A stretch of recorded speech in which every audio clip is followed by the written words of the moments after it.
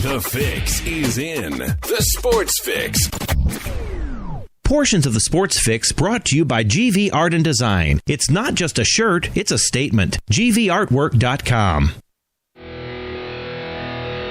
Sports Fix listeners, don't wait all day or all week to get in on the fun. The party doesn't stop when we go off the air all week long. The Sports Fix social media sites are your one-stop shop for all things Cleveland sports. Jump over to Facebook.com/TheSportsFix, Facebook.com/TheSportsFix, and become a fan today because we love fans and they create some of the best sports talk in town, Daddy. You'll enjoy talking to your fellow Cleveland sports fans on the Sports Fix fan page. And if Twitter's your thing, well, you know how we do it. Tweet with us at TheSportsFixCLE. It's that simple. Twitter.com/TheSportsFixCLE, baby. Chat live with the crew during all your favorite Cleveland sports events, tickets and contests and trivia and so much more. Get with us today, The Sports Fix on social media. Facebook.com/TheSportsFix. Tweet with us at TheSportsFixCLE. Join the Sports Fix on Facebook and Twitter today.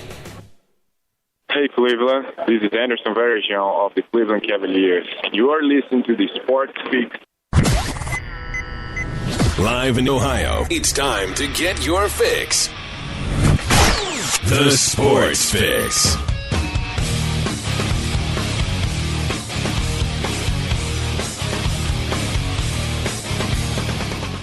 You know it's time. Welcome into the Sports Fix. J-Rock with you here, locking and loading, rocking it. Thursday edition of the Sports Fix. A whole lot on tap today. I was putting the things, segments, lineups, all of that stuff together here, doing the thing before the show, and I'm like, man, this Thursdays are always packed, but man, we're really at it here tonight, man. Well, I got the phones ringing here right off the bat. Let's rock and roll. Welcome in.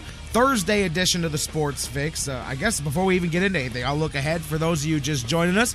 I am your host, by the way, the Big Daddy on the microphone, J-Rock, Jerry Myers, with you here each and every weekday at noon across the Sports Fix radio network. We'll go through all that in a minute. Looking ahead to what we've got today. Great basketball game last night. Cavaliers, Spurs. That was a great game. Cavs very, very sloppy in certain parts offensively. I liked a lot of what I saw defensively. Kyrie Irving I'm going to talk about that in a minute. I'll tell you, man. Kyrie he's exposed himself in a good way now. I'm saying this in a good way. This is nothing bad at all. But Kyrie Irving has now proven the kind of defense he can play when he wants to play defense. And when he does, it's pretty good. He gets out there, man. He goes after the ball. He's a good defender when he wants to be. The gig was, well, Kyrie can't defend. But we're starting to see now. Tell me I'm wrong. Tell me you guys aren't seeing it. Now you're starting to see when he does defend, he's pretty damn good at it. The issue is putting that effort through the entire game. And I get it. At the last couple of years, he has been carrying the load offensively. I think some of that is more self-induced, of course, and he obviously is not going to have that much of an issue with that this year with other help is what I mean. So now maybe he realizes he can afford, needs to go that next level defensively. But all I'm saying is if you've seen his good defensive plays here early this season, you go, wait a minute, it's not that you can't play defense, it's that you haven't chosen to play defense, because when you do it pretty well. We're going to talk about all of that, though. Not only that, we'll talk a little bit about the game at the beginning. Then later on in the show, Eddy Jansen from More Than a Fan Cleveland Cavs beat writer is going to join us. We'll talk about that, the Spurs, a measure of a franchise. We're going to get into that here. Good early season game, though. Just a good basketball game if you're a fan of the game of basketball. Talking about that, Ben Tate signs with the Minnesota Vikings there. There were a few teams that you knew were right up there with looking for running backs. Pittsburgh was a bit of an outside. I thought maybe the hostility of the situation may have encouraged something to happen there. You had the Colts and the Vikings because they find out for sure they were going ahead without Adrian Peterson, but it came out for sure even without the NFL suspension, that doesn't matter anymore. They don't have to suspend him because the arbitrator ruled that the exempting, they don't have to reinstate him for the rest of this season, period. So if you don't reinstate him, you don't have to suspend him. So that appeal won't matter anyway. It's all counterproductive at this point. He's done for the season going forward. So he signs now. Ben Tate does, signed on waivers by the Vikings. They'll have to pick up the remainder of the contract. Had he slipped through waivers, they would have been able to sign him for whatever they came to as far as terms or whatever. But Ben Tate now going to fill in that role there with the Vikings, and they've got some issues with their backups there, banged up, and so he'll have some spots. But I'll tell you, they got some younger guys that they're looking at. He's going to find himself in a very similar situation that he was right here. He really will, because they've got guys that they're looking at. He'll get some opportunities. I could actually see him maybe depending on, I'm not sure what Asiata's status is for this weekend, but I could see him getting some short yardage stuff maybe. They like McKinnon there. I mean, I'm just saying, just like we've got guys that our coaching staff wants to look at, the young guys, they said, okay,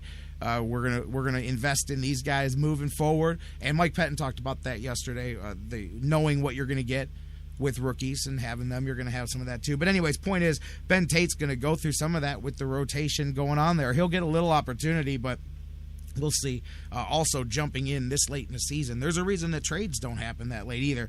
At his position, I would say a little bit easier to do that, I think, than some.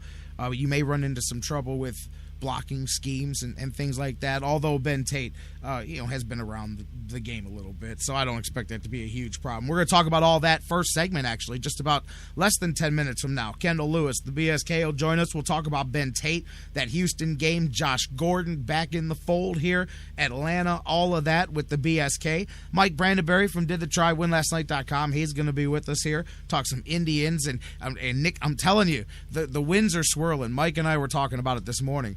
The Indians are going to find somebody to trade for Nick Swisher. Although we were talking about a different perspective. He was like, "No, I hear you, but I don't want Ubaldo." I said, "Oh, you heard me talking about that." I said, "I don't want Ubaldo either." He goes, "No." He goes, "You want to get this problem fixed quick?" I said, "Yeah, you know what? You're right. Can we just trade him for like $140 million 1-year contract and just rip it off and take care of it in one season?" But he's ready to talk some trades and some possibilities. We'll talk about Urshela getting injured. We teased that a bit yesterday. Mike Brandenberry here.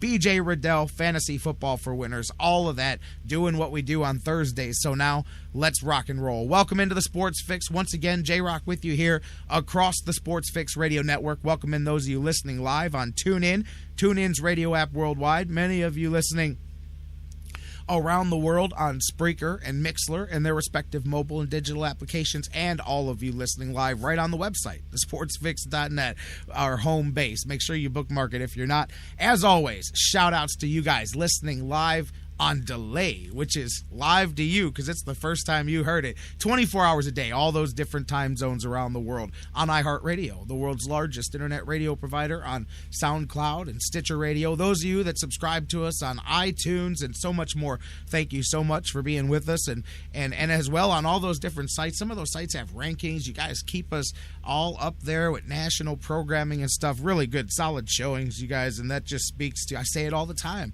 the fan base, the fact that you guys are all over the world, man. That's not me. I mean, maybe it's a tiny bit of it is us, but it's Cleveland. It's that being spread out all over the place, you guys. Thank you so much for being with us once again across the Sports Fix Radio Network, and not just being with us, but being a part of the show. As I say, I got callers on the line now. I'm going to go to it in a moment. 216-539-7535. Be a part of the Sports Fix. 216-539-7535. Hit us up on Facebook and Twitter. Facebook.com/thesportsfix.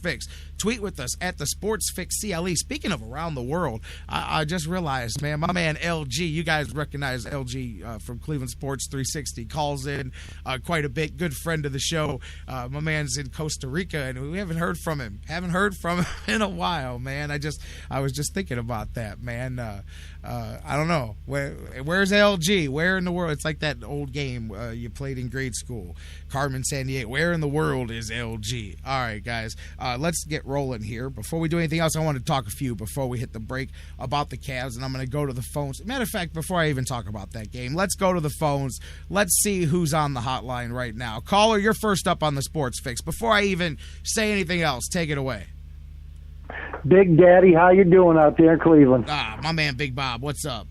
Oh, not bad. Hey, Cleveland Browns, baby, 6-4. 6-4. Absolutely. We're going to be talking about him here in a minute. Tell you what, though, no time to sit back on. Yeah, I'm with you there, and I do appreciate it, man. But the time to look back is not on November 20th. It's on February 20th. You know what I'm saying? Absolutely. And I got to give a nice shout out to Mr. Corey Kluber for getting that Cy Young Award in the American League. He was a workhorse for us this year. That's right. You haven't called since then. Absolutely. Matter of fact, he was honored at the Cavaliers game last night. It was a weird mix of people at the Cavs game last night. Absolutely. You had Corey Kluber.